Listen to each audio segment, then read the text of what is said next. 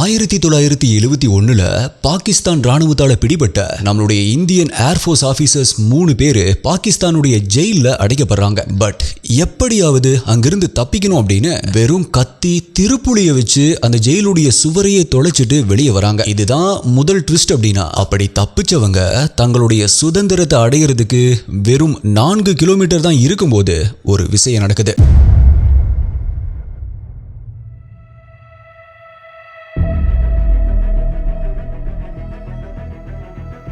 Welcome viewers. அது சரியா December 10, 1971. இடம் பஞ்சாபில் இருக்கிற ஆதம்பூர் விமான படைத்தளம். அங்க இருக்கிற ரன்வேல சுகோய் 7 அப்படிங்கிற போர் விமானம் ஒரு பெரிய தாக்குதலுக்கு தயாரா நின்னுட்டு இருந்துச்சு. அந்த விமானத்தை ஓட்ட ஆரம்பிச்ச 29 வயதான பிளைட் லெப்டினன்டான திலீப் பருல்கர் இன்னைக்கு கண்டிப்பா நம்மளுடைய டார்கெட்டை அடிச்சு துவம்சம் பண்ணணும் அப்படிங்கிற முடிவோட வானத்துல பறக்க ஆரம்பிக்கிறாரு. அவரு கூடவே சேர்ந்து மேலும் 25 விமானிகளும் அவங்களுடைய போர் விமானங்களை எடுத்துட்டு வானத்துல பறக்குறாங்க. அங்கிருந்து 165 கிலோமீட்டர் தூரத்தில் இருக்கிற பாகிஸ்தானுடைய ஜாஃபர்வால் அப்படிங்கிற டவுனுக்குள்ள நுழைய ஆரம்பிச்ச அந்த 26 விமானிகளும் அங்கிருந்த ஒரு வாட்ச் டவரை சுத்தி வளைச்சு துவம்சம் பண்றாங்க. ஆனா அந்த மிஷனை வெற்றிகரமா முடிச்சுட்டு அங்கிருந்து கிளம்புறப்ப பாகிஸ்தானுடைய ஆன்டி ஏர்கிராஃப்ட் சிஸ்டம் அப்பதான் ஒரு வழியா கண்விழிக்க ஆரம்பிக்குது. என்னோட ஏரியாக்குள்ள வந்து என்னையவே அட்டாக் பண்ணிட்டு திரும்ப போயிருவியா அப்படின்னு சொல்ற மாதிரி அந்த இந்திய போர் விமானங்களை நோக்கி தன்னுடைய குண்டுகளை செலுத்த ஆரம்பிக்குது.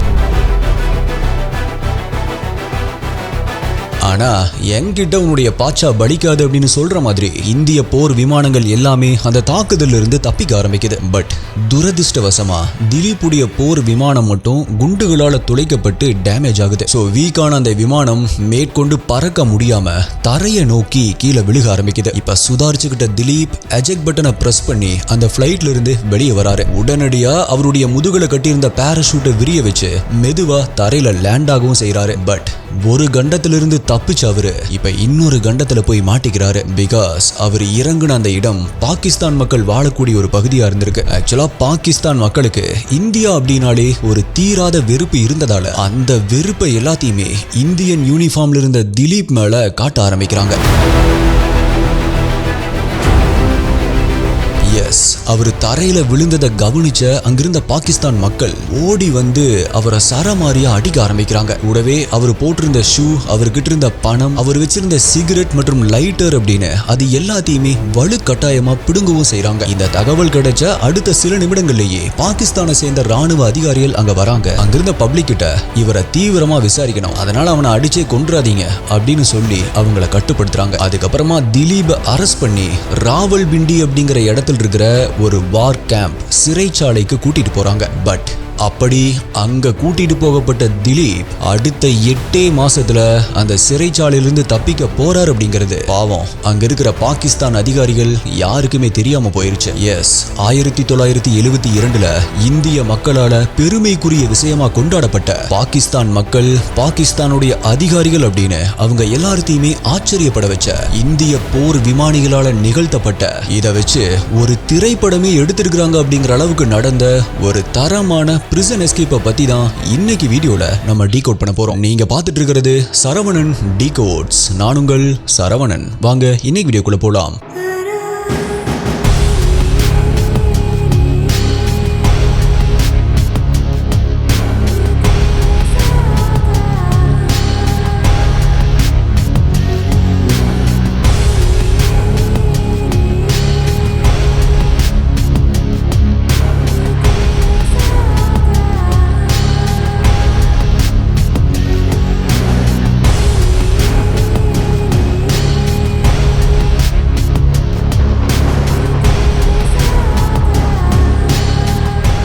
இந்த வீடியோல நான் சொல்ற யூடியூப்ல காமிக்க முடியாத crime scene images, crime scene videos எல்லாமே நம்மளுடைய அஃபீஷியல் டெலிகிராம் குரூப்ல தான் அப்டேட் பண்ணுவோம். யூடியூப்ல கரெக்டா நோட்டிபிகேஷன் கிடைக்காதவங்களுக்கும் அங்க இன்ஸ்டன்டா அப்டேட் கிடைச்சிரும். டெலிகிராம் யூஸ் பண்ணாதவங்களுக்கு வாட்ஸ்அப்ல நம்மளுடைய சேனல் இருக்கு, அங்கேயுமே உங்களுக்கு இன்ஸ்டன்ட் அப்டேட்ஸ் கிடைச்சிரும். நம்மளுடைய அஃபீஷியல் வாட்ஸ்அப் மற்றும் டெலிகிராம் சேனலுடைய லிங்க் டிஸ்கிரிப்ஷன் பின்ட் கமெண்ட்ல கொடுத்திருக்கேன், செக் பண்ணி பாருங்க.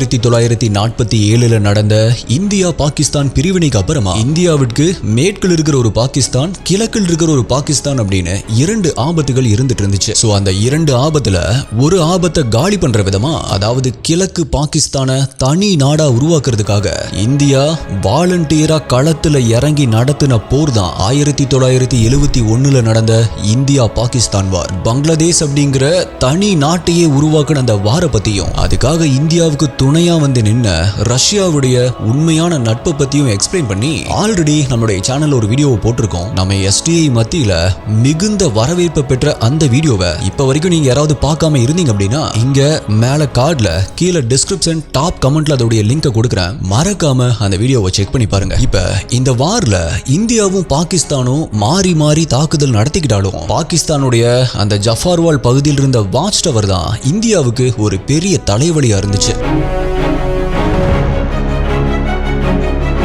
பிகாஸ் இந்தியாவுடைய போர் விமானங்கள் பாகிஸ்தானுக்குள்ள வர்றதை பார்க்கறதுக்கும் அதை வச்சு இந்தியாவுடைய ஏர்கிராஃப்ட் அட்டாக் பண்றதுக்கும் அந்த வாட்ச் டவர் தான் பாகிஸ்தானுக்கு ரொம்பவே யூஸ்ஃபுல்லா இருந்துச்சு. ஸோ அதையும் கூடவே அங்க இருக்கிற ரேடியோ ஸ்டேஷனையும் குறி வச்சு தகர்க்கணும் அப்படிங்கிற முடிவோட தான் நான் இன்ட்ரோல சொன்ன மாதிரி அந்த 26 போர் விமானங்களும் மின்னல் வேகத்துல பாகிஸ்தானுடைய எல்லைக்குள்ள நுழைய ஆரம்பிக்குது. அவங்க நினைச்ச மாதிரியே மிஷனை சக்சஸ்ஃபுல்லா முடிச்சாலுமே பைலட் திலீப் மட்டும் அந்த நாட்டுடைய ஆர்மி கிட்ட மாட்டிக்கிறாரு. இப்ப திலீப் அடைக்கப்பட்ட அந்த ராவல்பிண்டி சிறையானது போர் கைதிகளை மட்டுமே அடைச்சு வைக்கிறதுக்கான ஒரு சிறையா இருந்திருக்கு. முதல்ல ஒரு தனி அறையில அவரை அடைச்சு வச்ச பாகிஸ்தான் அதிகாரிகள் இந்தியாவுடைய ஆதம்பூர் விமானப்படை தளத்துடைய வரைபடத்தை வரைஞ்சு தர சொல்லி கேட்க ஆரம்பிக்கிறாங்க. ஆக்சுவலா அந்த ஆதம்பூர் ஏர்பேஸ் தான் பாகிஸ்தான் இந்தியாவை அட்டாக் பண்றதுக்கு வசதியா கொஞ்சம் தூரத்திலேயே இருந்திருக்கு. சோ அதனுடைய வரைபடம் கிடைச்சிருச்சு அப்படின்னா ஈஸியா அதை அட்டாக் பண்ணிரலாம் அப்படிங்கிறது தான் பாகிஸ்தானுடைய ஒரு நோக்கமா இருந்திருக்கு. ஆனா ஆரம்பத்துல அதுக்கு மறுப்பு தெரிவிச்ச திலீப் அதுக்கப்புறமா ஒரு பேப்பர் எடுத்து ஆதம்பூர் ஏர்பேஸ் உடைய டிராயிங்க வரைஞ்சு கொடுக்கிறாரு. இதை பார்த்து ரொம்பவே ஹாப்பியான பாகிஸ்தான் அதிகாரிகளோ அதை வாங்கி செக் பண்ண ஆரம்பிக்கிறாங்க. அடுத்த சில நிமிடங்கள்லயே அவர் வரைஞ்சு கொடுத்தது மும்பை ஏர்பேஸ் உடைய வரைபடம் அப்படிங்கிறது தெரிஞ்சு அவர் மேல பயங்கரமா கோவப்பட ஆரம்பிக்கிறாங்க. இப்ப ஆல்ரெடி விமானத்திலிருந்து விழுந்ததுலயும் பாகிஸ்தான் மக்கள் அடிச்சதாலையும் திலீபுடைய கால்கள்ல பயங்கரமா காயம் ஏற்பட்டிருக்கு. சோ தங்களை ஏமாத்தின அவரை துன்புறுத்தணும் அப்படின்னு நினைச்ச பாகிஸ்தான் அதிகாரிகள் அவரை அந்த ரூமுடைய ஓரமா போய் ஒரு காலை மட்டும் தூக்கிட்டு ஒத்த கால்ல நிக்க சொல்றாங்க. மேலும் அங்கிருந்து ஒரு சோல்ஜரை கூப்பிட்டு அவருடைய கையில ஒரு துப்பாக்கியும் கொடுத்து சப்போஸ் திலீப் காலை இறக்கணும் அப்படின்னா அவனை ஷூட் பண்ணிரு அப்படின்னு சொல்லிட்டு அங்கிருந்து கிளம்பி போறாங்க. இப்ப ஒத்த கால்ல நிக்க ஆரம்பிச்ச திலீப் வலியால ரொம்பவே கஷ்டப்பட்டு கொஞ்ச நேரத்திலேயே தன்னுடைய 2 கால்களையும் தரையில வைக்கிறாரு. பட் இத பார்த்துட்டு இருந்த அங்கிருந்த சோல்ஜர் அவரை சுடாம நீங்க தரையில உட்காருங்க, என்னுடைய ஆபீசர்ஸ் வந்தா நான் உங்களுக்கு சிக்னல் கொடுக்குறேன், அப்ப நீங்க எந்திரிச்சிருங்க அப்படின்னு அவர் மேல பரிதாபப்பட்டு உதவி பண்றாரு. இப்படி அவருடைய உதவியால திலீப் அப்போதைக்கு தப்பிச்சாலுமே அவருக்கு சரியா சாப்பாடு கொடுக்காம பட்னி போடுறது, பாத்ரூம் போகும்போது கூட கண்களை கட்டி தான் கூட்டிட்டு போறது அப்படின்னு பாகிஸ்தான் அதிகாரிகள் அவரை ரொம்பவே கஷ்டப்படுத்த ஆரம்பிக்கிறாங்க. இதனால உடல் அளவுல சோர்ந்து போயிருந்த திலீப் இப்ப மனதளவுலையுமே சோர்ந்து போக ஆரம்பிக்கிறாரு. பட் அப்பதான் அவருக்கு கொஞ்சம் ரிலீஃப் கொடுக்கிற மாதிரி அந்த சிறையில் இருக்கிற இன்னொரு செல்லுக்கு அவரை கூட்டிட்டு போறாங்க. அங்க தன்னை போலவே மேலும் 11 இந்தியன் ஏர்போர்ஸ் வீரர்கள் அங்க அடைக்கப்பட்டிருக்காங்க அப்படிங்கிற விஷயம் அவருக்கு தெரிய ஆரம்பிக்குது. இது ஆரம்பத்துல திலீபுக்கு கவலையா இருந்தாலுமே போக போக அந்த விமானிகள் கூட பேசிட்டு இருக்கிறது அந்த சிறையுடைய கஷ்டத்துல இருந்து அவரு ரிலீஃப் ஆகுறதுக்கான ஒரு உதவியா இருந்திருக்கு. ஆக்சுவலா விமானிகள் அவங்களுடைய செல்லை விட்டு வெளியிருக்கும் பொழுது ஒருத்தருக்கு ஒருத்தர் பேசிக்கலாம், ஆனா அவங்க செல்லுக்குள் இருக்கும் பொழுது எதுவுமே பேசிக்க கூடாது அப்படின்னு அங்க இருக்கிற அதிகாரிகள் கண்டிஷன் போடுறாங்க. மேலும் அவங்க செல்லை விட்டு வெளியே இருக்கும் பொழுது அவங்க என்ன பேசுறாங்க அப்படின்னு கவனிக்கிறதுக்காக அவங்களுக்கு பக்கத்திலேயே சோல்ஜர்ஸ் நின்னுட்டு அவங்கள வாட்ச் பண்ணிட்டு இருந்திருக்காங்க. இதை கேட்கிறப்ப என்ன ப்ரோ, இதெல்லாம் எல்லா ஜெயிலையுமே சகஜமா நடக்கிற விஷயம் தானே. பாகிஸ்தான் கிட்ட மாட்டிக்கிட்டா அவங்க நம்மளுடைய வீரர்களை எல்லாமே அடிச்சு கொடுமைப்படுத்துவாங்க அப்படின்னு நாங்க கேள்விப்பட்டோம், ஆனா அந்த மாதிரி அவங்க எதுவும் பண்ணலையே அப்படிங்கிற கேள்வி உங்களுக்கு வந்துச்சு அப்படின்னா ஆக்சுவலா பாகிஸ்தான் அப்படின்னு இல்ல, உலகத்தில் இருக்கிற எல்லா நாடுகளுமே போர் கைதிகளை எப்படி நடத்தணும் அப்படிங்கிறதுக்கு ஒரு பெரிய ஒப்பந்தமே போடப்பட்டிருக்கு. அந்த ஒப்பந்தத்துக்கு பெயர் தான் 1949 போடப்பட்ட ஜெனீவா ஒப்பந்தம். இந்த ஒப்பந்தத்தை ஒப்பந்தத்தின்படி போர் கைதிகளை, அதாவது நீங்க ஒரு ராணுவ வீரரா இருந்து இன்னொரு நாட்டுக்குள்ள போய் மாட்டிக்கிட்டீங்க அப்படின்னா அந்த ஒவ்வொரு நாடுமே அவங்களை எப்படி நடத்தணும் அப்படின்னா, முதல்ல கைது செய்யப்பட்ட ஒரு போர் வீரரை மனிதனா நடத்தணும். அவரை அடிமை மாதிரி எல்லாம் ட்ரீட் பண்ணக்கூடாது. அவருக்கு உரிய பாதுகாப்பு கொடுக்கணும். அவரை அடிச்சு கொடுமைப்படுத்த கூடாது. அவர் மேல ஜாதி, மதம், நிறம், மொழி, இனம் அப்படின்னு எந்த ஒரு பாகுபாடும் காட்டக்கூடாது. எதிரி நாட்டு மேல இருக்கிற வெறுப்பையும் அந்த போர் வீரர் மேல காட்டக்கூடாது. அவருக்கு தேவையான அடிப்படை வசதிகளான உண்ண உணவு, இருக்கிறதுக்கு இடம், உடுத்த உடை, இது எல்லாத்தையுமே பண்ணி தரணும். அவருக்கு ஏதாவது ஒரு மருத்துவ சிகிச்சை தேவைப்பட்டாலும் அதையும் அவருக்கு பண்ணி தரணும். சிறையில் இருக்கக்கூடிய அந்த நபர் தன்னுடைய நாட்டில் இருக்கிற தன்னுடைய குடும்பத்தினர் கூட பேசணும் அப்படின்னு ஆசைப்பட்டாலும் அதையுமே பண்ணி தரணும். அது மட்டும் இல்ல, அவங்க கிட்ட இருந்து ஏதாவது பார்சல் வந்தாலும், உணவு, உடை அப்படின்னு என்ன வந்துச்சு அப்படின்னாலும் அதையும் கூட அவங்க அனுமதிக்கணும். மேலும் அவங்களுடைய செலவுக்கு அப்படின்னு மாசம் மாசம் ஒரு குறிப்பிட்ட அளவு பணத்தையும் அவங்களுக்கு கொடுக்கணும். எல்லாத்துக்குமே மேல போர் முடிஞ்சதுக்கு அப்புறமா அந்த போர் கைதிகளை அவங்களுடைய சொந்த நாட்டுக்கே திருப்பி அனுப்பணும். இந்த மாதிரி நிறைய கண்டிஷன்ஸ் அந்த ஜெனீவா அக்ரிமெண்ட்ல இருந்துச்சு. இவ்வளவு விதிகள் இருக்கிறதுனால தான் பாகிஸ்தானும் இந்திய விமானிகள் கிட்ட அக்ரெசிவா நடந்துக்கிறத தவிர்த்திருக்காங்க. அது மட்டும் இல்ல, சேத்துல பூத்த செந்தாமரை அப்படின்னு சொல்லுவாங்க இல்லையா, அந்த மாதிரி அந்த சிறையுடைய சீனியர் அதிகாரியா இருந்த உஸ்மான் அப்படிங்கிறவரும் நம்மளுடைய இந்திய விமானிகளுக்கு ரொம்பவே ஃப்ரீடம் கொடுத்திருக்காரு. செஸ், கேரம் அப்படின்னு இன்டோர் கேம்ஸ் விளையாடுறதுக்கும், புக்ஸ் படிக்கிறதுக்கும், ரேடியோ கேட்கறதுக்கும், மியூசிக் கேசட் கேட்கறதுக்கும் இந்திய விமானிகளுக்கு அந்த உஸ்மான் அனுமதி கொடுக்கிறாரு. அது மட்டும் இல்ல, நீங்க எப்ப வேணாலுமே என்கிட்ட வந்து சகஜமா பேசலாம். உங்களுக்கு ஏதாவது குறைகள் இருந்தாலுமே அதை என்கிட்ட வந்து தாராளமா சொல்லலாம் அப்படின்னு அவங்கள கம்ஃபர்டபுளா ஃபீல் பண்ண வைக்கிறாரு. அது மட்டும் இல்ல, இப்படி திலீப் கைது செய்யப்பட்ட அடுத்த 6வது நாள்லயே இந்தியா மற்றும் பாகிஸ்தானுக்கு இடையில நடந்துட்டு இருந்த போரும் முடிவுக்கு வந்திருக்கு. சோ இப்ப இந்தியன் கவர்மெண்ட் பாகிஸ்தான் கிட்ட பேச்சுவார்த்தை நடத்தி நம்மள ரிலீஸ் பண்ணிடுவாங்க அப்படின்னு திலீப்பும் மற்ற விமானிகளும் ரொம்பவே எதிர்பார்ப்போட காத்துட்டு இருக்காங்க. பட் நாட்கள் கடந்து போச்சே தவிர அவங்க ஜெயிலில் இருந்து ரிலீஸ் ஆகிறதுக்கான எந்த ஒரு அறிகுறியுமே அவங்களுக்கு தெரியல. அப்பதான் அந்த பாகிஸ்தான் சிறையுடைய அதிகாரிகள் உங்களை மீட்கிறதுக்கு தேவையான எந்த ஒரு நடவடிக்கையுமே இந்தியன் கவர்மெண்ட் எடுக்கவே இல்லை அப்படின்னு இந்திய விமானிகள் கிட்ட சொல்றாங்க.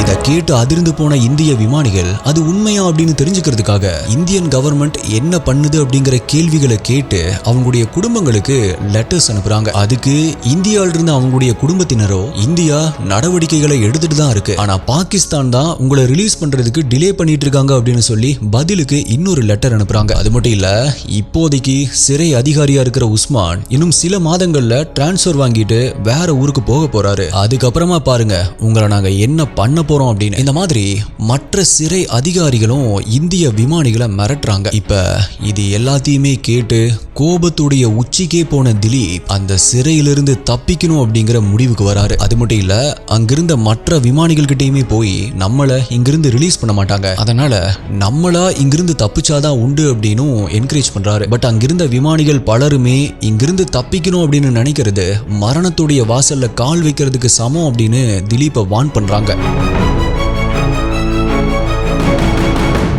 பட் அந்த வார்த்தைகள் திலீபுடைய மன உறுதியை கொஞ்சம் கூட பாதிக்கல. சோ இதை கவனிச்ச அவர் கூட ஒரே செல்லில் இருந்த ஹரிஷ் சிங் மற்றும் கிரேவல் அப்படிங்கிற இந்த 2 பேரும் அவர் கூட சேர்ந்து தப்பிக்கிறதுக்கு ஓகே சொல்றாங்க. சோ இப்ப எப்படி இந்த ஜெயில இருந்து தப்பிக்கணும் அப்படின்னு அவங்க 3 பேருமா சேர்ந்து யோசிக்க ஆரம்பிக்கிறாங்க. மேலும் அந்த ஜெயில இருந்து தப்பிக்கிறதுக்கான சரியான இடம் எது அப்படின்னு அந்த ஜெயில் ஃபுல்லாவே வாட்ச் பண்ண ஆரம்பிக்கிறாங்க. ஆக்சுவலா இப்ப அவங்க அடைக்கப்பட்டிருக்கிற ஜெயில் ஆயிரக்கணக்கான கைதிகளை அடைச்சு வைக்கிற அளவுக்கு பெரிய ஜெயில் எல்லாம் கிடையாது. அது 50ல இருந்து ஒரு 100 பேர் வரைக்கும் மட்டும் அடைச்சு வைக்கிற மாதிரியான சின்ன ஜெயிலா தான் இருந்திருக்கு. மற்றும் அந்த ஜெயிலுடைய அதிகாரிகள், பாதுகாவலர்கள் அப்படின்னு அவங்களுமே கூட ஆர்மியை சேர்ந்தவங்களா தான் இருந்திருக்காங்க. கிட்டத்தட்ட 20ல இருந்து 30 பேர் வரைக்கும் மட்டுமே காவலுக்கு இருக்கக்கூடிய அந்த ஜெயில நோட்டமிட்ட திலீப் அந்த ஜெயில இருக்கிற 4ஆம் நம்பர் செல்லுக்கு பக்கத்துல தான் ராணுவ வீரர்களுடைய கண்காணிப்பு ரொம்பவே கம்மியா இருக்கு அப்படின்னு தெரிஞ்சுக்கிறாரு. சோ ராணுவ அதிகாரியான உஸ்மான் கிட்ட போய் நாங்க இருக்கிற செல்லுல காத்தே வரமாட்டேங்குது, மழை பெஞ்சா தண்ணி ஒழுகுது, அதனால எங்களை 4ஆம் நம்பர் செல்லுக்கு மாத்துங்க அப்படின்னு சொல்லி கேட்கிறாரு. உஸ்மானும் அதுக்கு ஓகே சொல்ல இந்திய விமானிகள் அவங்க தப்பிக்கிறதுக்கான முதல் அடியை அந்த 4ஆம் நம்பர் செல்லுல எடுத்து வைக்கிறாங்க. ஆக்சுவலா அந்த செல்லுல இருந்த ஜன்னலை பெயர்த்து எடுத்துட்டு அது வழியா தப்பிக்கிறது தான் அவங்களுடைய பிளானா இருந்திருக்கு. சோ அந்த பிளானுக்கு தேவையான பொருட்களையும் கூடவே ஜெயில இருந்து தப்பிச்சு போனதுக்கு அப்புறமா அவங்களுக்கு தேவைப்படக்கூடிய பொருட்களையும் சேர்க்க ஆரம்பிக்கிறாங்க. அதாவது பழங்களை நறுக்கி சாப்பிடுறதுக்கு அப்படின்னு சொல்லி கத்தி மற்றும் ஃபோர்க்கையும், தாடி மீசையை ட்ரிம் பண்ணணும் அப்படின்னு சொல்லி கத்திரிக்கோளையும், அவங்களுடைய செல்லுல வாட்டர் டேப்பை மாத்தணும் அப்படின்னு சொல்லி ஸ்க்ரூ டிரைவரையும் வாங்குறாங்க. கூடவே அவங்களுக்கு தரப்படுற ட்ரை ஃப்ரூட்ஸையும் பணத்தையும் சேர்த்து வைக்கிறாங்க. மேலும் அவங்களுடைய குடும்பத்துக்கு லெட்டர் போட்டு துணிகளையும் வர வச்சவங்க அதை வச்சு பாகிஸ்தான் ஆண்கள் போடக்கூடிய மாதிரி ட்ரெஸ்ஸையும் அவங்க போடுற மாதிரியே துணி பைகளையும் தைச்சுக்கிறாங்க. மேலும் அவங்க கிட்ட இருந்த ரேடியோல இருந்த பேட்டரியும் கிழிஞ்ச துணியும் தைக்கிறதுக்காக வச்சிருந்த ஊசியும் வச்சு திசைகளை காட்டுற ஒரு காம்பஸையும் ரெடி பண்றாங்க. கடைசியா நாங்க இப்ப எங்க இருக்கோம் அப்படின்னு தெரிஞ்சுக்கணும் அப்படின்னு சொல்லி வழிகளை காட்டக்கூடிய ஒரு மேப்பையும் உஸ்மான் கிட்ட இருந்து வாங்குறாங்க. இப்படி அவங்க இத்தனை வேலைகளையுமே செஞ்சு முடிக்கிறதுக்கு கிட்டத்தட்ட ஜூலை மாசம் வரைக்கும் ஆயிருக்கு. அதாவது டிசம்பர்ல ஜெயிலுக்கு வந்தவங்க கிட்டத்தட்ட 6-7 மாசமா இந்த விஷயங்களை செஞ்சு முடிக்கிறாங்க. அண்ட் இதுக்கப்புறமா தான் அவங்களுடைய பிளானை கொஞ்சம் கொஞ்சமா எக்ஸிக்யூட் பண்றாங்க. அதாவது ஜன்னலை பெயர்த்து எடுக்கிறதுக்காக அதை சுத்தி இருக்கிற சிமெண்ட் கலவையை அவங்க வாங்கி வச்சிருந்த கத்தி, திருப்புளி, கத்தரிக்கோல் மற்றும் ஃபோர்க் அப்படின்னு இது எல்லாத்தையுமே வச்சு சுரண்ட ஆரம்பிக்கிறாங்க. இந்த வேலையை ஒரே நாள்ல செஞ்சு முடிக்க முடியாது அப்படிங்கறதால கொஞ்சம் கொஞ்சமா நைட் டைம்ல சுரண்ட ஆரம்பிக்கிறாங்க.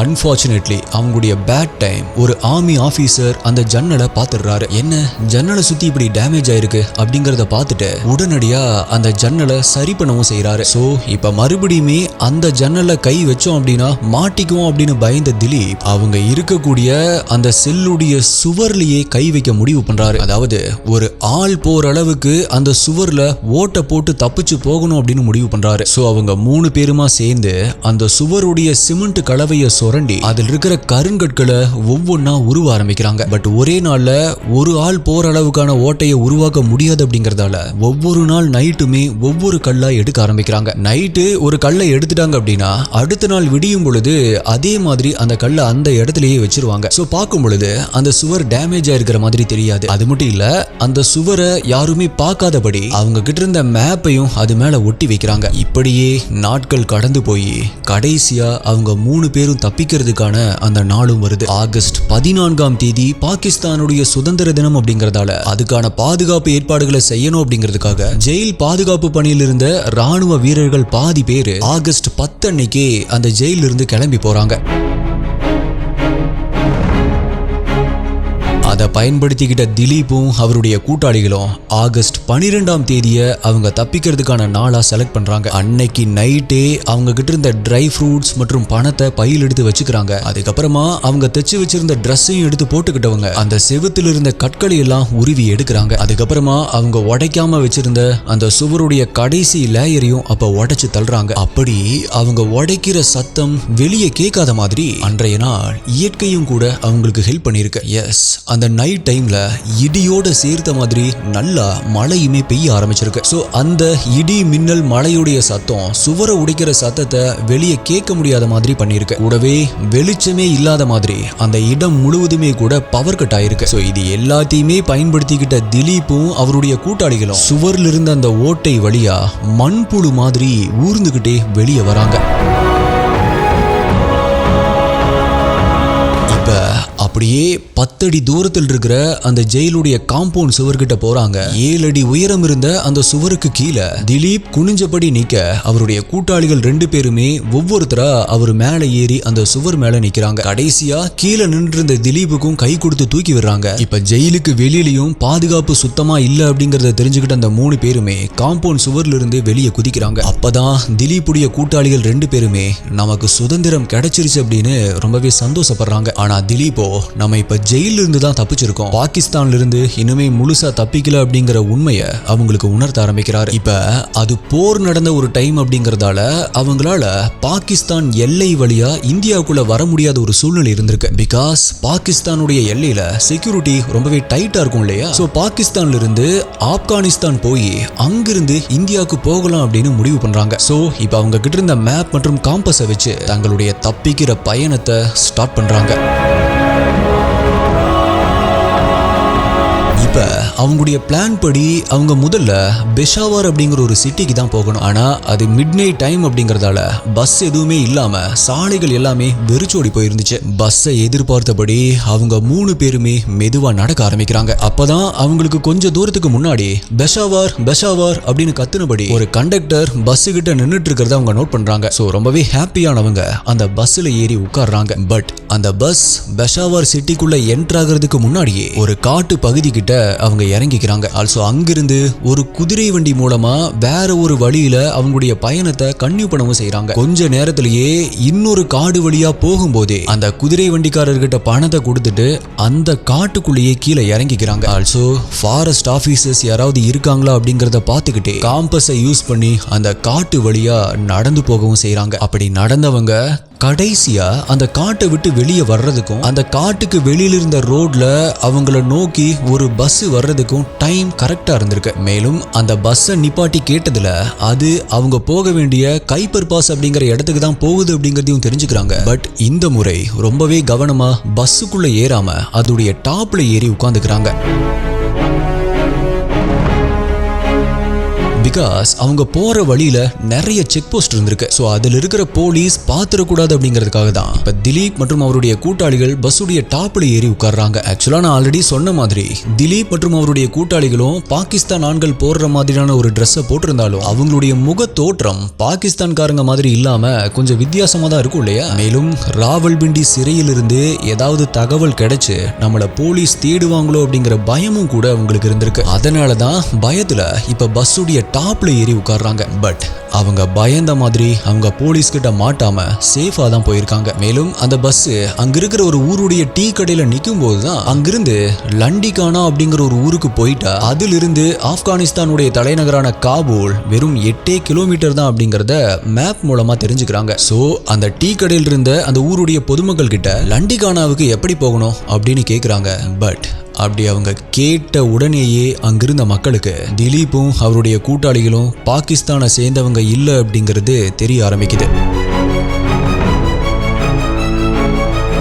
பிகாஸ் லண்டிகானா அப்படிங்கிற அந்த பகுதியுடைய பெயரை மாத்தி 20 வருஷத்துக்கும் மேல ஆகுது. சோ அங்கிருந்த மக்கள் யாருக்குமே அந்த பழைய பெயரை பத்தி தெரியாம தான் இருந்திருக்கு. அதனாலதான் என்னடா இது ஏதோ புதுசா ஒரு ஊர் பேரை சொல்றாங்க அப்படின்னு திலீப் மற்றும் அவருடைய கூட்டாளிகள் மேல சந்தேகம் வந்திருக்கு. மேலும் அவங்களுடைய முக தோற்றமும் அவங்க பேசுற ஸ்லாங்கும் கூட பாகிஸ்தான்காரங்க மாதிரி இல்லையே அப்படிங்கிற சந்தேகமும் வந்திருக்கு. சோ உடனடியா அந்த 3 பேரையுமே பிடிச்சு அந்த ஊருடைய தாசில்தார் கிட்ட ஹேண்ட் ஓவர் பண்றாங்க. இப்படி மாட்டிக்கிட்டதுக்கு அப்புறமா அந்த தாசில்தார் கிட்ட திலீப் என்ன சொல்றாரு அப்படின்னா, நாங்க 3 பேருமே பாகிஸ்தான் விமானப்படையை சேர்ந்தவங்க, ஒரு ரகசிய அரசாங்க வேலைக்காக லண்டிகானாவுக்கு நாங்க போயிட்டு இருக்கோம் அப்படின்னும், கூடவே இந்த மேப்ல தான் லண்டிகானா அப்படிங்கிற ஊருடைய பெயர் இருந்துச்சு அப்படின்னு சொல்லி அவருடைய கையில் இருந்த மேப்பையும் காட்டுறாரு. ஆனா கையில மேப்பை வச்சுக்கிட்டு சுத்துறாங்க அப்படின்னா கண்டிப்பா இவங்க கிட்ட ஏதோ தப்பு இருக்கு அப்படின்னு அந்த தாசில்தாருக்கு இன்னுமே சந்தேகம் அதிகமாயிருக்கு. சோ நான் உங்களை போலீஸ் கிட்ட ஹேண்ட் ஓவர் பண்ணிடுறேன், நீங்க என்ன சொல்றதுனாலும் அவங்க கிட்ட சொல்லுங்க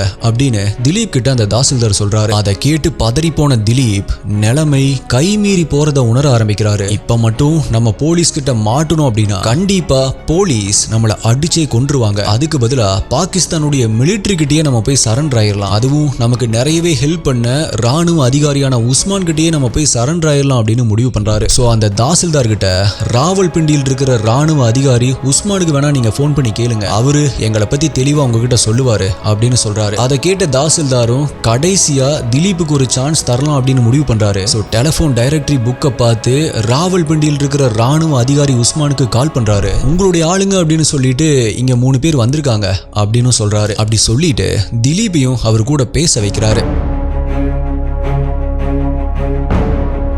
இப்ப அந்த தாசில்தாருக்கு இங்கிலீஷ் அவ்வளவா தெரியல அப்படிங்கறத தெரிஞ்சுக்கிட்ட திலீப்பும் இங்கிலீஷ்லயே உஸ்மான் கூட பேசுறாரு. நாங்க ஜெயில இருந்து எஸ்கேப் ஆகி வந்து இங்க மாட்டிக்கிட்டோம், எங்களுக்கு ஹெல்ப் பண்ணுங்க சார் அப்படின்னு அவர்கிட்ட கேக்குறாரு. ஆல்ரெடி அவங்க 3 பேருமே ஜெயில இருந்து தப்பிச்சு போனது தெரிஞ்சு தவிப்புல இருந்த உஸ்மான் அந்த தாசில்தார் கிட்ட அவங்க 3 பேருமே எங்க ஆளுங்க தான், அவங்கள போலீஸ்ல ஹேண்ட் ஓவர் பண்ண வேணாம், எங்களுடைய சோல்ஜர்ஸ் இன்னும் கொஞ்ச நேரத்துல அங்க வருவாங்க, அவங்க கிட்ட அந்த 3 பேரையுமே அனுப்பி வைங்க அப்படின்னு அந்த தாசில்தார் கிட்ட சொல்றாரு. அதுக்கு ஓகே சொன்ன தாசில்தாரும் திலீப் மற்றும் அவருடைய கூட்டாளிகளுக்கு எந்த விதமான ஆபத்தும் வராம அவருடைய பாதுகாப்பிலேயே வச்சுக்கிறாரு. மேலும் ஆகஸ்ட் 14 அன்னைக்கு காலையில அங்க வந்த பாகிஸ்தானுடைய சோல்ஜர்ஸ் கிட்ட அவங்கள ஒப்படைக்கவும் செய்யறாரு. இப்ப கைக்கு எட்டுனது வாய்க்கு எட்டலையே அப்படின்னு சொல்ற மாதிரி இவ்வளவு தூரம் தப்பிச்சு வந்து கடைசியில நம்மளுடைய முயற்சி எல்லாமே வீணா போச்சு அப்படிங்கிற கவலையோட திலீப்பும் அவருடைய கூட்டாளிகளும் ராவல்பிண்டி சிறையிலேயே மறுபடியும் போய் உட்கார்றாங்க. பட் அவங்க ராவல்பிண்டி ஜெயில இருந்து தப்பிச்சதற்கான தண்டனையா பாகிஸ்தான் அதிகாரிகள் அவங்க 3 பேரையுமே